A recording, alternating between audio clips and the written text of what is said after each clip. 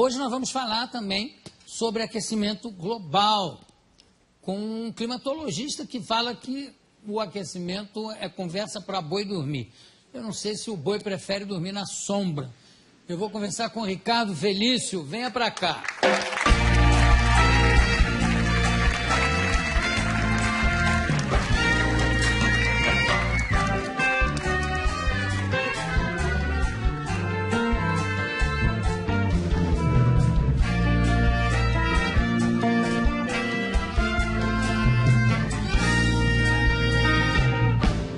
Bom, você é professor do Departamento de Geografia da USP.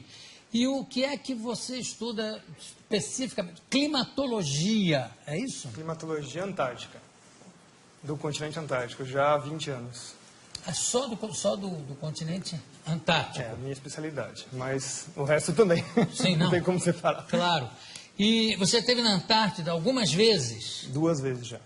O que você acha das teorias de que o aquecimento global está derretendo o gelo do continente? Começa que já nem é uma teoria, é só uma hipótese. Então ela não carece de prova científica. Então é isso que é o pior. Você tá... Não carece de prova? Não tem prova científica do aquecimento global. São 26 anos, na verdade são 3.000 anos que essa história já existe.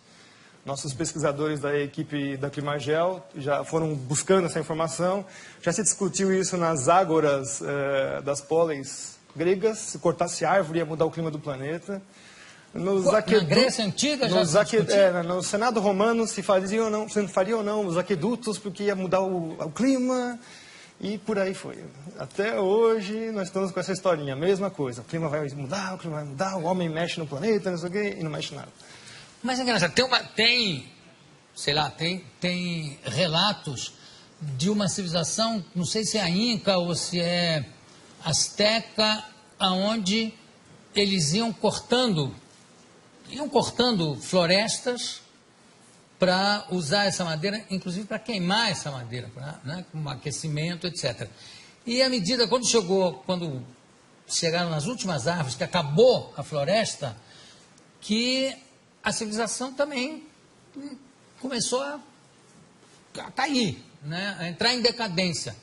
Não tem nada a ver uma coisa com a outra. Você destruiu aqui, não tem uma consequência? Não pode ficar... Tem que tomar muito cuidado com isso, porque isso são ações locais e não são ações planetárias. Mas no local funciona. Mesmo assim, a alteração é muito pequenininha. A cidade de São Paulo faz o seu microclima, por exemplo. Assim não. E aí o clima global é outra coisa. Mas o discurso desse pessoal é que a cidade altera o clima do planeta. Portanto, a cidade tem que se adaptar à mudança do clima, que ela mesma fez. Mas espera aí, raciocínio circular, né? Agora, como é que é? Quer dizer que a água não está... O gelo não está derretendo lá? Não, o gelo derrete e congela de novo. Tem os seus ciclos, Isso já é muito conhecido desde o final da Segunda Guerra Mundial. Primeiro que o próprio cenário de guerra era o cenário polar, A gente está acostumado a sempre ver o mundo no planisfério, acha que os Estados Unidos está de um lado de cá, a Rússia está do outro lado, eles vão se matar por mísseis por cima do Atlântico, Não, eles vão se matar em cima do polo, Claro. Na verdade, eles estão pertinhos um do outro, Então, o conhecimento do gelo, já na época militar, já é muito difundido. Então, o próprio Ano Geofísico Internacional, 1957 até 58, estendido até 59, a primeira missão dos americanos foi atravessar o polo e, inclusive, colocar um submarino nuclear no polo. Embaixo da Isso, calota. exatamente. Foi o submarino Nautilus, que conseguiu, em 57, atravessar o polo todo. E o submarino Skate, ele conseguiu furar o gelo, quer dizer, eles já sabiam exatamente aonde estão as políneas, que são as aberturas do gelo do Ártico, para poder colocar a arma de guerra lá. Então o clima e militarismo está sempre andando junto. Tudo está andando junto com o militarismo. Como é que é o negócio do nível do mar? Não está subindo ano? Não, o nível do mar continua no mesmo lugar. Tem essa história também. As calotas estão derretendo. Não. Primeiro que se fosse derreter alguma coisa, teria que ser a Antártida. Então, aí sim você teria uma elevação do nível considerável. Mas para derreter a Antártida, cá para nós, você tem que ter uma temperatura na Terra, assim, uns 20 ou 30 graus, muito mais elevado. Sim, mas a medição do nível do mar Está subindo? Não, ele tem Como é que pequenas me- variações. Por exemplo, só o El Niño, que é um fenômeno completamente natural, varia o mar meio metro.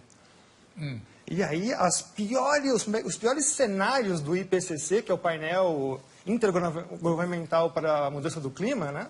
O pior cenário deles é 50 centímetros Em quanto tempo?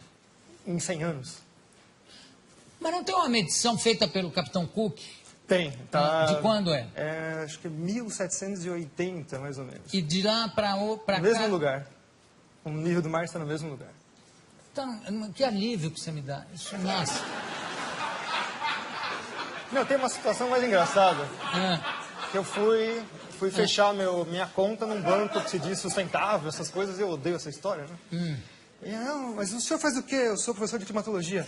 O mundo vai acabar? Eu, ai, meu Deus. É assim, as pessoas estão assim, apavoradas, o mundo vai acabar. não, a Mariana estava preocupadíssima, inclusive ela tampa tudo que é espelho até hoje, Por causa do aquecimento com medo global. de ver o reflexo do aquecimento global. O aquecimento global virou o bode expiatório para todos os males da humanidade.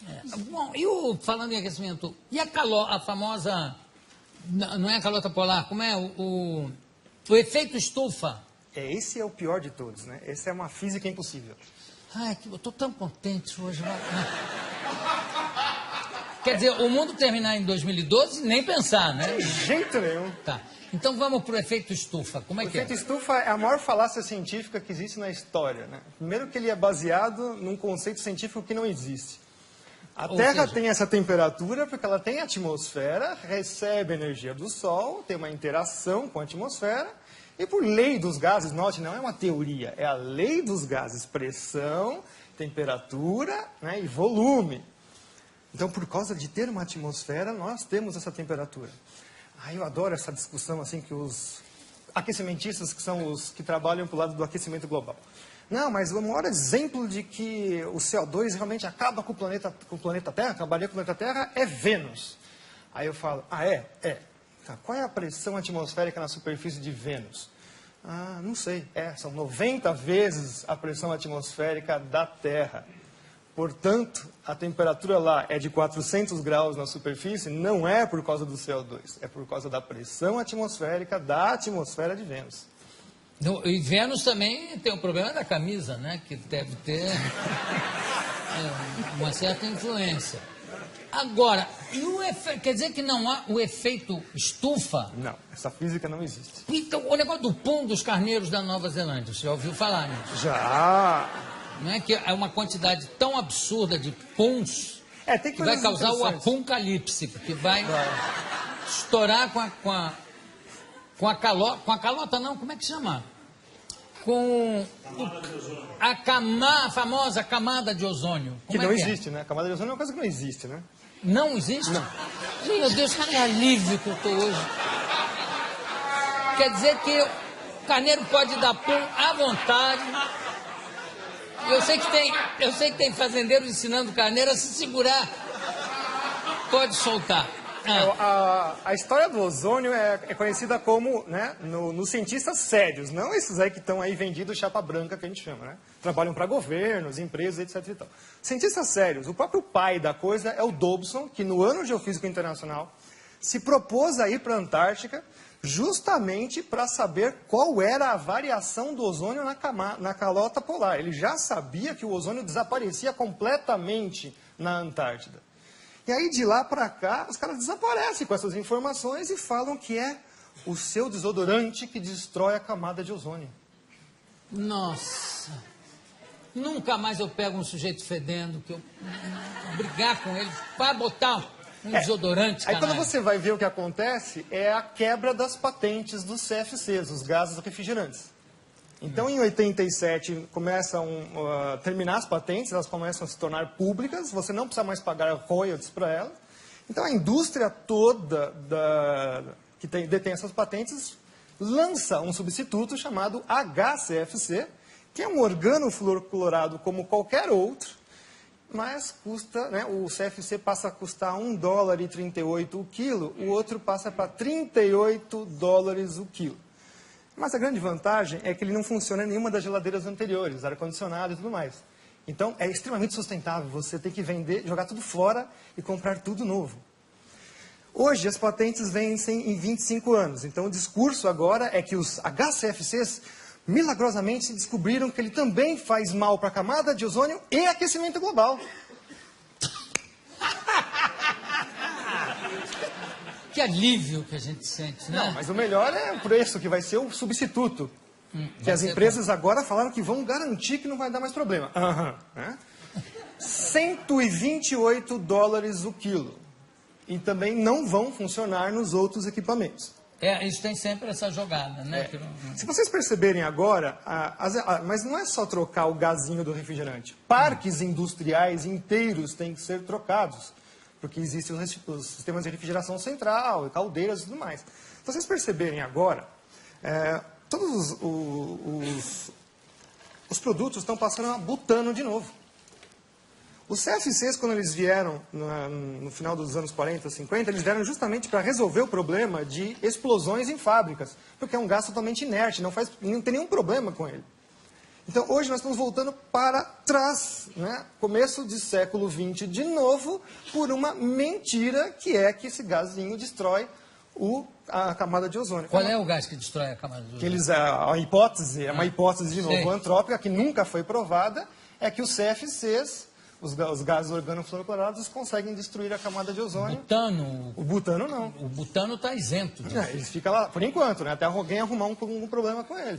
Tem uma coisa que me chama muita atenção, Ricardo, é que sempre que você vê o anúncio de um fenômeno astronômico, a queda de um meteoro, ou um fenômeno geográfico e físico, sempre é assim, a temperatura chegou a não sei quantos graus, que não acontecia desde 1920.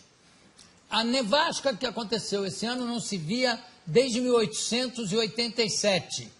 Quer dizer que sempre anteriormente, teve alguma coisa pior? Sim, nossa, muito pior. Pois é, então por que essa coisa catastrófica, né, de achar que a próxima será a pior? Se nunca acontece isso. Os registros paleoclimáticos mostram coisas assim muito piores, tipo o nível do mar subir 50 metros em 100 anos, a temperatura subir em 50 anos 8 graus, e o pessoal está falando que vai subir meio grau em 100. Que isso? É piada isso? Isso é uma piada. Olha, tem gente já querendo fazer pergunta ali na plateia, não é? Pode fazer, faça. Você disse que esse negócio do aquecimento global não tem nada a ver e tal. E, assim, o meu pai, muitas pessoas mais velhas que eu conheço, dizem que São Paulo na década de 60, 70, era tipo, conhecido como a terra da garoa, que era muito frio. E hoje, agora, você pega a época do verão, tá um baita calor, um calor insuportável. O que você pode explicar sobre isso? Isso daí é o efeito do clima no local, né? Então, isso não é um efeito global. O caso da garoa, por exemplo, nós tivemos um trabalho científico feito agora em 2009, 2010, mostrando que nos últimos 3 anos ela voltou com a mesma intensidade dos anos 30, 40. Então, na verdade, também a garoa é um fenômeno cíclico. O que carece hoje em dia muito é a observação. Nós temos pouca observação realmente dos fenômenos climáticos dentro da cidade. A gente até fala que é o clima citadino, na verdade, né? Em geral, nós temos também pouca observação. A partir dos anos 90, fechou-se estações meteorológicas no mundo inteiro. O próprio presidente Collor de Mello fechou diversas estações meteorológicas aqui no Brasil também. Então, a gente carece bastante de informação meteorológica in loco. Os satélites medem, mas sempre tem assim um problema de método, enfim, não é uma coisa tão fácil. A influência do desmatamento no clima global? Não existe. Não, infelizmente. Não existe? Não. E no clima local? Mais ou menos. Uma coisa que as pessoas também não sabem... Quer dizer, a Amazônia, então, não é o pulmão do Não, mundo? tem que tomar cuidado. Não, mas nunca foi. Nunca foi. Nunca foi. Essa teoria já foi derrubada nos anos 80. Já. Não são é nem os a pleura, nada? Não, são os oceanos. Eu vou continuar aqui com o Ricardo Augusto, vou mais um bloco com ele, porque meu querido amigo, irmão, Juca de Oliveira, tem uma teoria que eu quero colocar aqui para o professor Ricardo para a gente debater. E também eu já vi que tem mais uma pessoa querendo fazer uma pergunta. Então, nós vamos abrir o próximo bloco com a pergunta dessa pessoa. Podemos continuar? O que vocês acham? Sim! Eu também acho. Vamos lá, por favor, Willem. Tenho aqui ao meu lado o professor Ricardo Augusto Felício, climatologista, estamos falando sobre clima. A gente fechou o último bloco falando para minha desolação que a Amazônia não é o pulmão do mundo. E não tem influência, o desmatamento não tem influência no clima? Tem que tomar cuidado com isso, porque quando eu falo isso, significa que eu estou autorizando a destruir a floresta. Não, de forma... Mas a gente tem que tomar cuidado, porque o aporte do ambientalismo é esse contra as pessoas que falam, negam a hipótese do aquecimento global. Né? Então, você mistura tudo dentro de um saco de gatos. Você fala, tá vendo? Esse cara está autorizando a gente destruir a floresta. Não, a Amazônia está lá, não é para ser destruída. Aliás, eu acho que nem é possível destruir a Amazônia, porque grande parte dela está plantada embaixo, quer dizer, é embaixo d'água, você para chegar na raiz seria, né? São 6.000 quilômetros desse novo aquífero que descobriram embaixo da Amazônia. Ganha do aquífero Guarani. Recentemente descoberto. Eu não faço ideia do que seja 6.000 quilômetros. Deve ser importantíssimo. Vai ter 6.000 quilômetros. Haja aquífero aí. E o negócio da floresta, como é que é a floresta da chuva?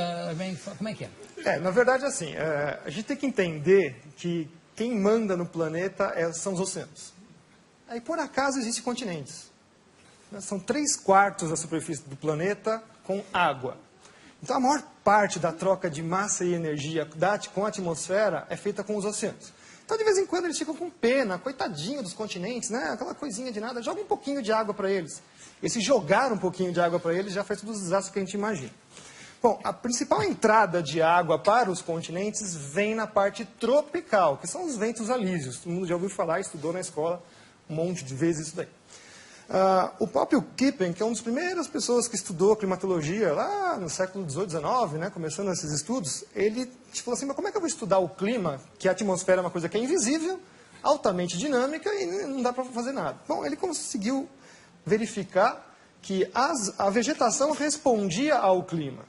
Então ele viu assim, olha, gozado, né? Nessa parte toda do planeta, salvo algumas exceções regionais, você tem florestas extremamente virtuosas, imensas, e é justamente onde chove bastante, onde você tem as principais células de trovoadas, né? Os relâmpagos fixam nitrogênio na chuva e, portanto, jogam isso na superfície. Então tem toda uma simbiose aí entre os fenômenos da atmosfera. Então as florestas, o nome técnico da floresta em inglês, por exemplo, eles chamam rainforest, né? Então, florestas de chuva. A floresta está lá porque chove, não chove porque tem floresta, vocês entenderam? Então, quer dizer que se você cortasse, vamos supor, vamos fazer assim um cenário hipotético, já que eles adoram fazer cenários, vamos fazer também.